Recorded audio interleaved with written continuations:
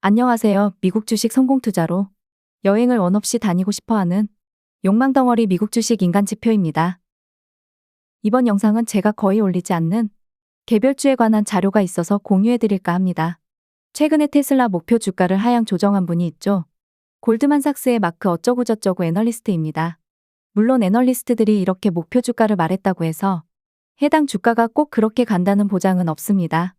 다만 이렇게 이해하는 이유를 우리는 알아야 하고, 특히 개별주는 기업 자체의 리스크도 공부해야 되지만 경기 침체 리스크와 더불어서 테슬라 같은 경우에는 한때는 머스크 리스크까지 있을 만큼 미국 지수에 비해서 공부할 게 정말 많습니다.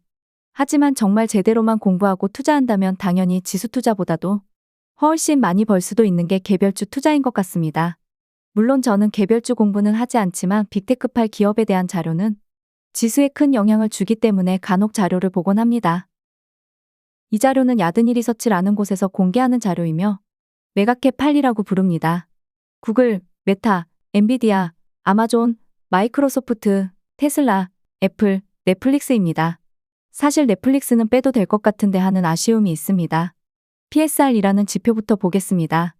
PER 많이들 아실 텐데요. PSR 매출 대비라고 생각하시면 됩니다.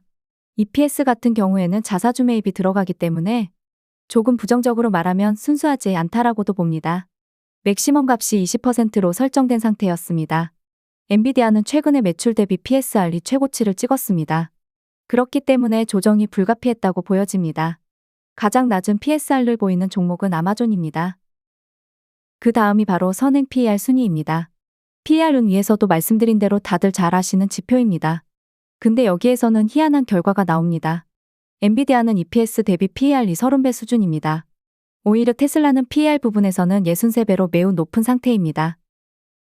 LTG라는 지표입니다. 5년 이익 성장률입니다. 5년 동안 해당 기업들이 얼마나 성장할 수 있는지를 보여주죠. 다만 가치주에 속하는 애플은 당연히 높게 나올 리가 없습니다. 예전에 테슬라가 폭락이 오기 전에 매년 100% 성장을 한다라는 말이 있었습니다. 정말 테슬라는 2020년도에 100% 성장을 했었기도 했지만 현재는 10%를 보고 있습니다. 그만큼 성장성이 낮아진 상태입니다.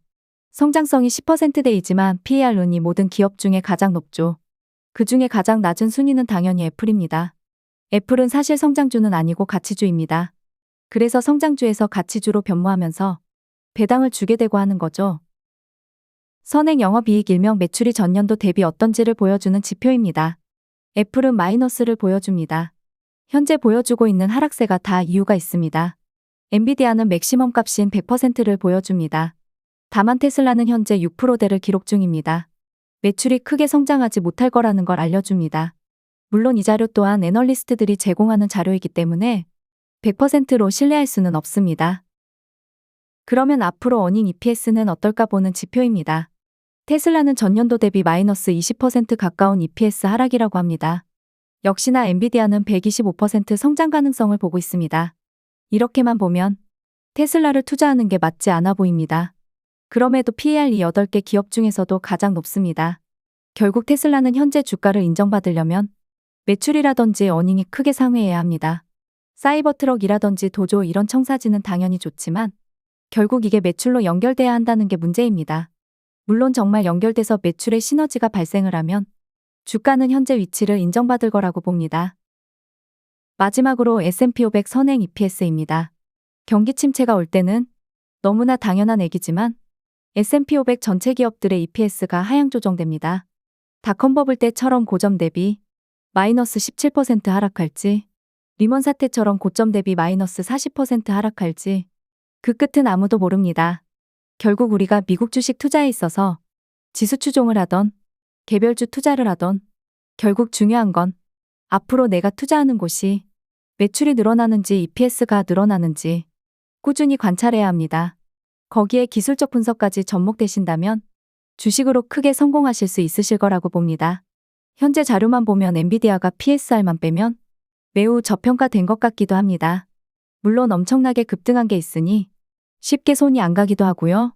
이 영상이 도움이 되셨다면 구독과 좋아요, 알람 설정 부탁해요.